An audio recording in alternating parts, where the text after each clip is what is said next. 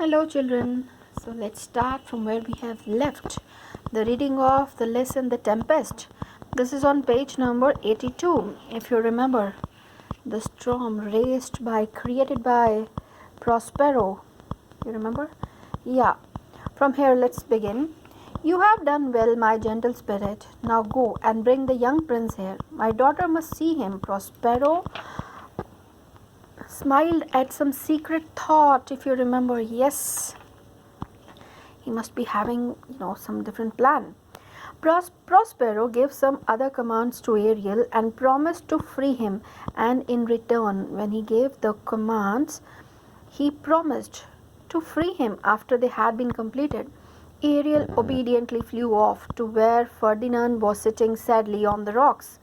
Come, sir, follow me, Ariel commanded him. The young prince was astonished, totally surprised, on hearing a voice coming from the empty air. Because, as you remember, Ariel was invisible to everyone other than Prospero. Only Prospero can see him. But he obeyed. The young prince was astonished, totally surprised, on hearing the voice coming from the empty air. But he obeyed. Ariel sang a song to lead him to Prospero and Miranda, who were sitting in the shade of a tree. So he sang a song so that to lead him where to go. Miranda saw Ferdinand first and could not believe her eyes. Except for her father, she had never seen a man before. Oh, father, look at that beautiful creature, she exclaimed. Is it a spirit? No, child, it's not a spirit. It eats and sleeps just as we do. It's a man from a ship we saw. He was wandering about looking for his friends. So Prospero explained all the things, that really this person is one of the creature, the one who's there from the ship. And in the morning I saw, now only I saw you that ship from there. And he was wandering there only for looking for his friends. Miranda was delighted, happy with the sight of the handsome young prince. She thought all men had grave faces, with the serious looks. He must be having this kind of imagination because he has not seen anyone, before that other than his father. And grey beards like her father, and she only had this kind of imagination that every man, look like her father only, with a grey face and grey beards like her father. Ferdinand was astonished at finding so lovely a maiden, a fairy, in the wild and lonely spot.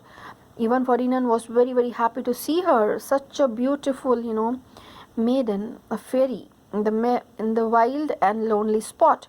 He took her for the goddess of the island, and, he thought that she is the goddess of the island, and addressed her as one, and even while talking, he addressed her as goddess.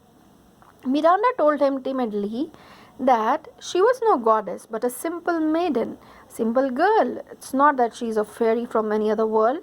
She told very quietly, very politely, quietly. Prospero was very pleased that the two had fallen in love at first sight. All the same, he wanted to test their love by putting difficulties in their way.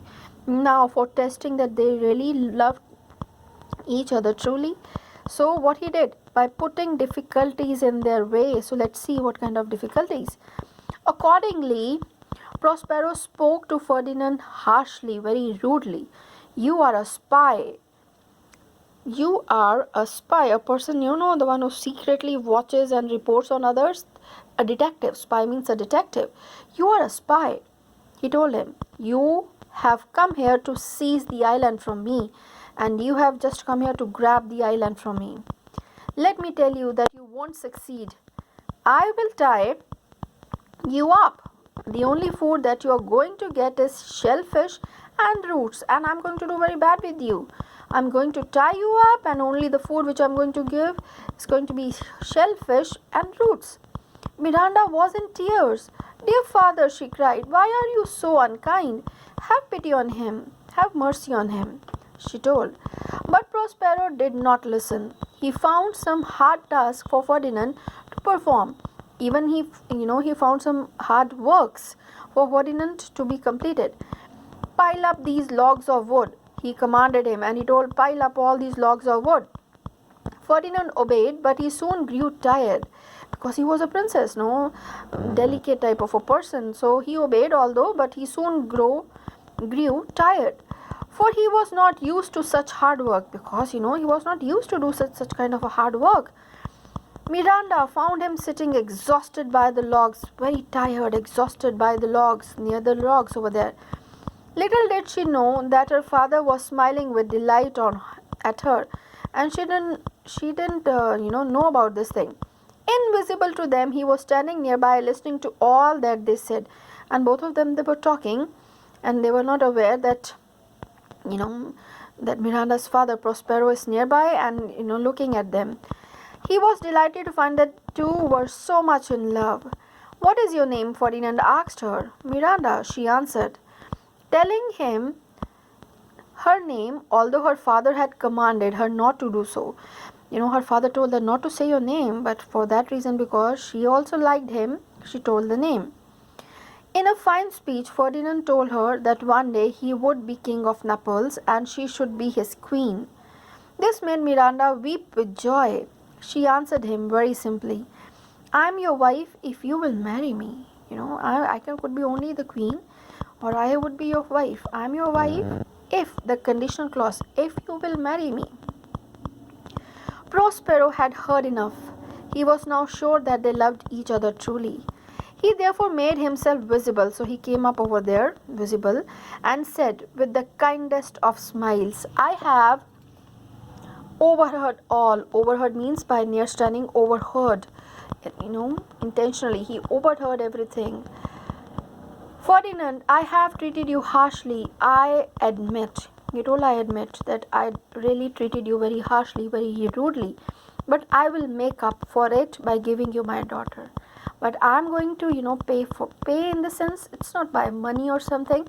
Make up, like I'm going to be polite. I'm going to tell you the truth by giving you my daughter. I merely wanted to test the strength of your love. I was only just looking for the strength that really you love each other or not. Are you going to stand by each other or not? For this reason, I put up these kind of difficult tasks. I must leave you now, for I have work to do elsewhere." So he told, "Okay, I'm going to leave you.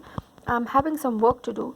Sit down and talk till I come back." Miranda and Ferdinand were happy to obey, and they both started talking. He told, "You sit over there, both of you talk. I'll be back." Prospero called Ariel to him. "Well, my brave spirit, what news of my brother and the king of Naples?" he asked him. Ariel laughed. "I left them almost out of their senses. They are really going to be crazy mad, because the storm and the conditions over there are this way. They are disturbing. The conditions are really making them to lose their senses. Nearly they are gone mad. They were half dead with hunger and weariness, with tiredness, and almost half they are dead with hunger. They didn't get anything to eat. I reminded them of their evil treatment of you and told them that they were being punished for it." Even Ariel told, because of that treatment which they both have given to Prospero and his daughter, because of that they are being treated they are getting this kind of evil treatment. He made them realize that thing. "You should have seen their faces," Ariel told. "You should have seen their faces. They were filled with remorse, full deeply sorrow. They were very sad at their wicked deeds, at their cunning deeds, their work, the thing which they have, those things which they have done, with the Prospero. They were so miserable that I had to pity them, and they were in that pathetic condition that really I have to show some pity on them. If you pity them, Ariel, then I, as a human being like themselves, ought to pity them all the more. If you, as a spirit, you showed your,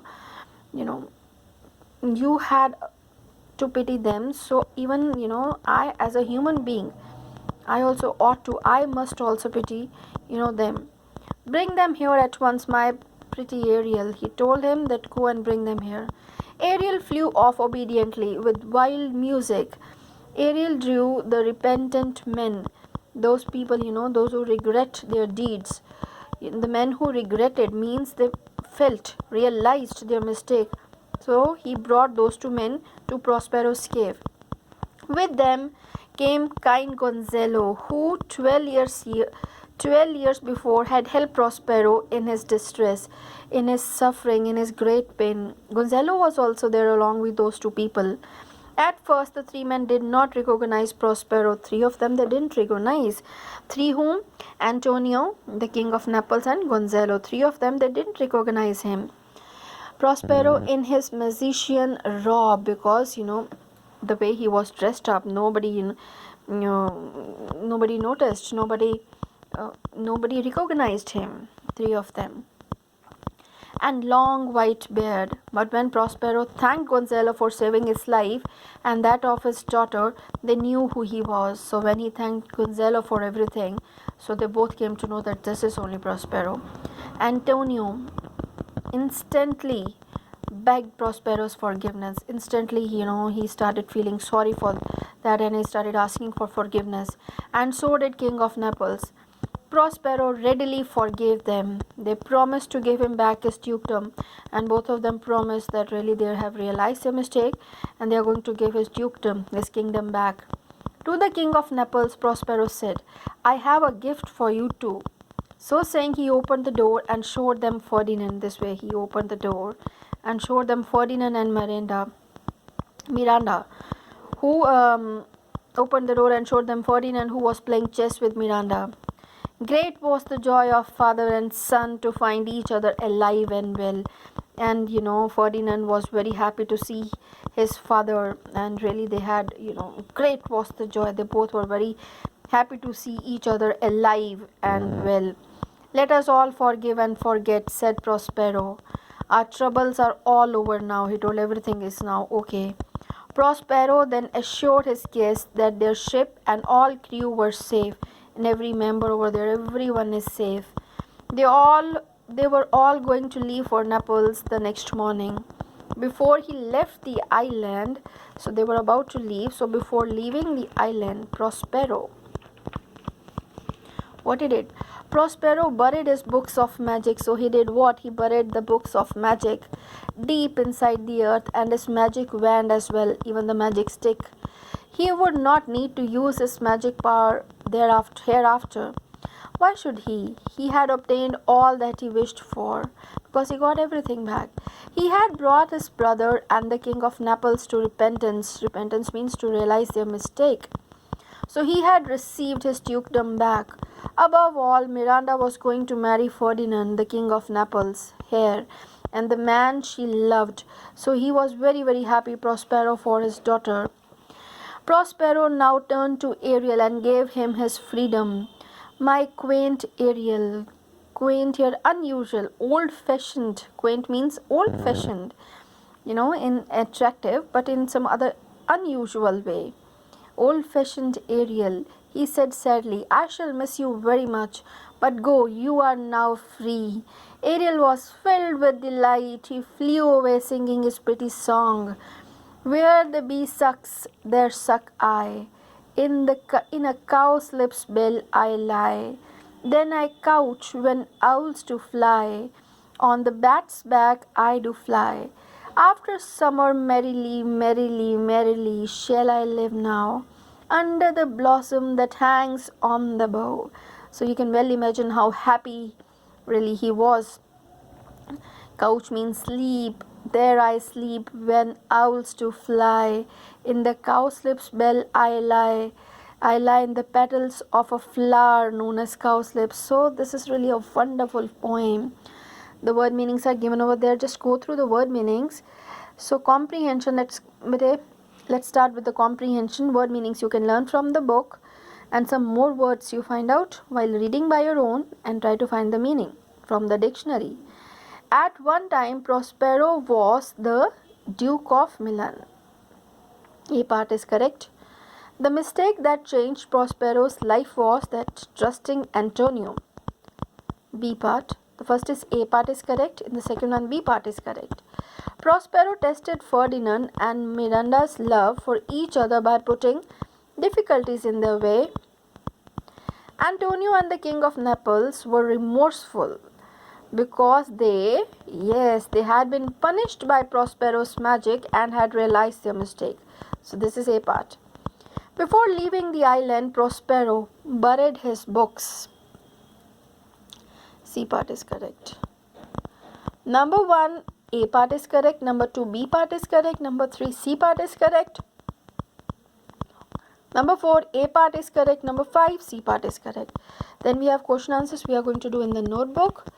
We have the word study over there. Let's do in the book. Take the correct meanings of the phrases in bold. He was able to do so with the aid of his ally, the King of Naples. So what do you mean by the phrase with the aid of his ally, with the help of his supporter? A part. Ariel gave a lively description of the storm, enthusiastic description here, because he was so excited to tell about the things going on. First is A part, second is also A part. Now the next page we have on 86. He took her for the goddess of Ireland and addressed her as one. B part, spoke to her as if she was the goddess of the island. Okay, then we have this part of the question exercise F. They have told, like he had brought his brother and the King of Naples to repentance. The word repent is the root word for the word repentance. The suffixes, these two they have given, ance and ence, mean quality of or state of. So words ending in these suffixes are usually abstract nouns. So we have to write down there. Differ, difference, see the spelling. Disturb, disturbance. Intelligent, intelligence, this way. Allowance, assurance, appearance, performance, conference. See the spelling, I'm going to keep it here. You can pause the video and you can write. So okay, here we are going to stop, and in the next video we are going to start with the question answers. Thank you, God bless you, but please read by your own. See the pictures they have given, more pictures are there. You know, Ferdinand is there, yes. The Miranda is asking from the father about, like, is he a spirit or really a man? You got it? Really? Okay. Thank you. God bless you.